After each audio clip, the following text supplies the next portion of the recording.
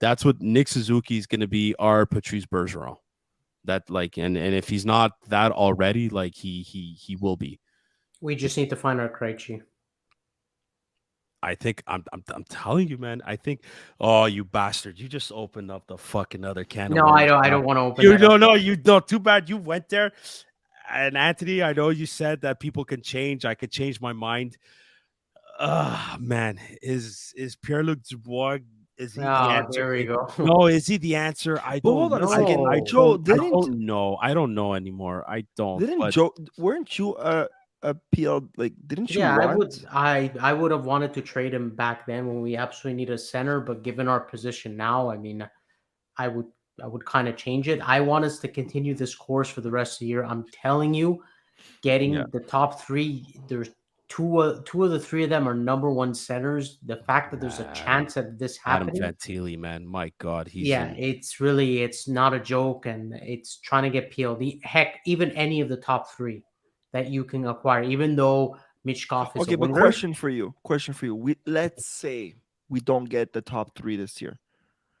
I Wouldn't will be PLD be a good disappointed. replacement? But wouldn't PLD be a good replacement with Yeah, experience? at that case, yes. But so I can't change. I can't say yes until we know what Well, happens till the end of the but I year. think I think a lot of it will depend on No, what. I want an Oh, answer now, Joe. I want an answer now. I I, want it No, now. stay No, course. no. Do not trade for him. Stay course. Stay on course. I Really I stay on I course. I truly I want Owen Beck to be that centerman. I think he can be. I'm not 100% sure though. Like he's either going to be a decent number two and at best an awesome number three centerman. I'm seeing him as the number three, Sam. I just that's how I'm seeing it for now. But things can change. It's No, I very think early. think no, but things could change. Like I don't want to see Philip Massar at center. No, me neither. I don't. I want to see him. I want to see him on right wing. I want to see him on right wing, and then his future left winger is Juraj Slafkovsky. You put the best friends, you put the Slovaks together, the best friends together on the same line in the And Connor future. Bedard centering it, sure.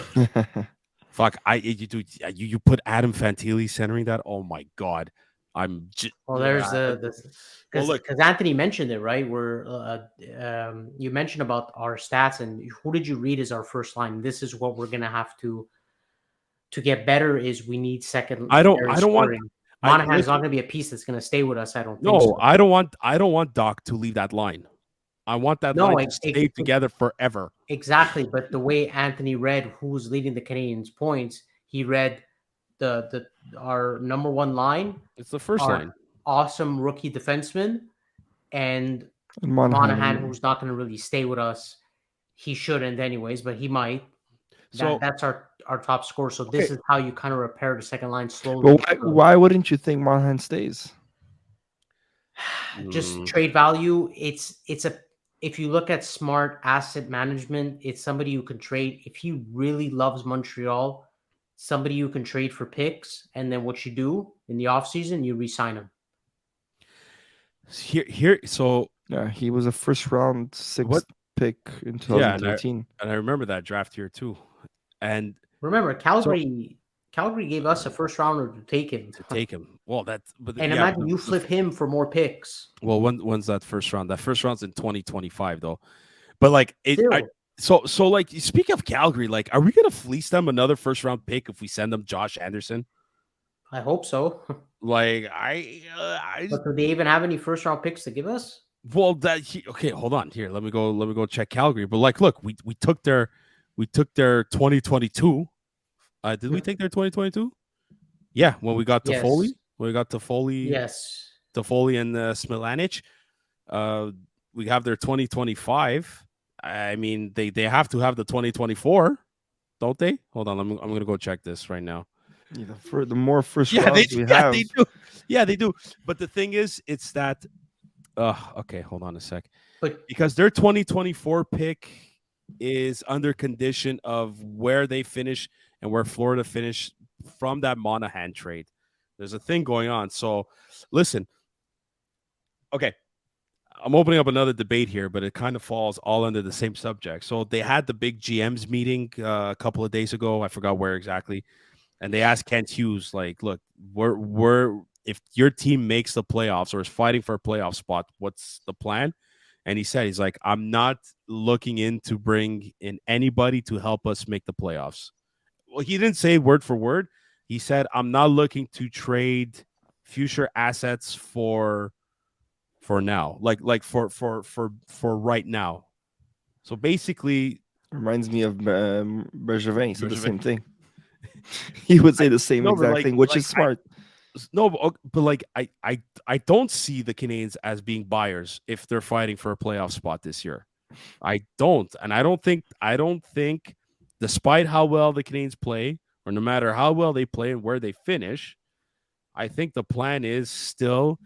I'm going to use the word rebuild, but it's not. I still think Kent Hughes and Jeff Gordon are looking for future assets. It's either in draft picks or it's in prospects.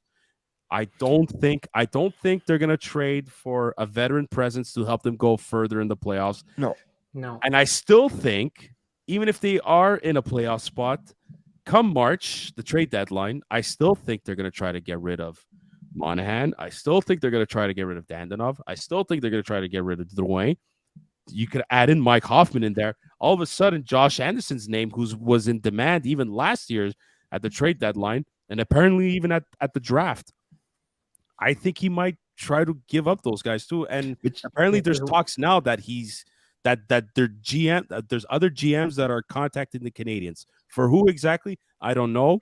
It could be a good guess. It's Josh Anderson, but this is why I love Hughes. Stay on course. This yeah. doesn't change. Stay on but you course. know what I see Gorton and Hughes doing, and this is a perfect example. The whole picking up Doc was Mhm, a good example of how I see the future of the Montreal Canadiens. I like Bergevin was more of a guy hoping to get these drafts, right? mhm, But I think Hughes is the type of guy who would rather pick up an experienced draft like Doc, someone who has now 1 or 2 years in the NHL. Like, mhm. I think, I'm not saying this is true, but I would see Hughes saying, okay, Bedard Fantilli or um I'm not saying this is happening, but Shane Wright. Let's say he was playing fantastic this year. Okay. Okay. He's great, he's good, he's not giving his full potential, but he's there. And then this year, next year, he's doing great with Seattle. Now, year three, where Hughes has a chance of getting a third round pick. I see Hughes picking Wright, like trading his third round pick for Shane Wright because he's more experienced and we already saw him play and we see his potential. And he rather So be so safe on that than a third rounder projection. so you're basically saying you see them going after a younger, Experienced NHLer. almost established Well, like NHL. Doc was, right? Like more trades like Doc was. Maybe Yeah. not fulfilling his full potential in one team, but because But he's young that's enough, can thrive somewhere yeah, else. like I would see him picking a third round, a first round third pick from last year, Fuck. then choosing this year's third Why round pick. third? Get If a, you know, and I'm maybe it's no, I'm working with okay. Doc Second, let because me it's let first. me change that sentence. It's I first. see him choosing a second pick from last year. Like let's say whatever exactly like the whole Doc thing. I see him doing that again You know instead of what? having I trust in projections of Bedard and if Fantilli. but those opportunities, and they're not, they don't happen too often because you have to have a shit show like what happened in Chicago for that to happen. Saying screw Yeah, everybody, I'm getting rid of yeah. everyone, I'm restarting. You got to have that situation, and they don't happen too My God, often. Like yeah. too many guys, too many GMs won't give up on a player like Doc. Doesn't have to be Doc itself, but a first round pick, top five. Okay, He was look, third plus his Lafreniere, age. Lafreniere, whatever I always La- say, Lafreniere. Lafreniere. Lafreniere. I Okay, may, but maybe if there's he's not. a shortage on wingers, maybe. I mean, he's not playing to his full potential. He's good, but not the guy we all thought he was gonna be, right, Joey? Like, I know you're pissed that we didn't get him, but he's not elite. I'm sorry, but Jesus, he's not elite. but can you imagine though, No, but like a francophone player going first overall in Montreal, or no, well, it wasn't Montreal that time, but we pick him and he doesn't live up to that expectation. Leblanc. yeah, it will make it work for sure. No, but Ant, you're right. He hasn't. he hasn't lived to his full potential, but I don't think anyone in New York has. They have so many good players ahead of them. I think it's kind of hurting a bit the Yeah. development between him and Yeah, Capo, but that's a But story for another but day. that's what I would think he would do. Like let's say next year, we have some drafts that we want to give up, and Lafreniere is available. I would see him potentially risking picks for him because he's established and maybe he sees, okay, you know what, with under my management and with my coaching system, he'd be better here in Montreal than Rangers. yeah, but I see, see that You guys, happening.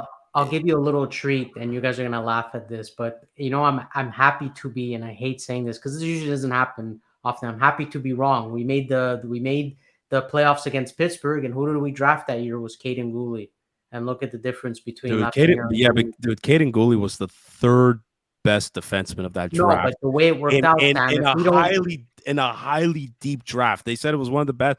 He after Jake Sanderson and for Ottawa and Jamie Drysdale of Anaheim, who yes, suffered a bad injury right now. no, but just to say, like, you never know what could happen if we don't end up making No, the lottery, the playoffs by playing the playing round with Pittsburgh. We don't win that round. We could have so maybe not taken So Gould. Joey, what I want to hear you say, because you were so mad I at say me it, already that said year. it. I already say You said it it. were I'm not mad saying it at again. me. one more You were time. so pissed at me. I You don't were like, repeat. Anthony, how dare you wanting to make the playoffs? Why you were so excited?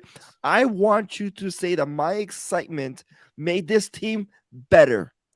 Never. You said it Oh before. my So he said it. god! But He said it. Here, we reap the rewards of having these high draft picks. The Caulfield, well, thank you Philadelphia, yeah.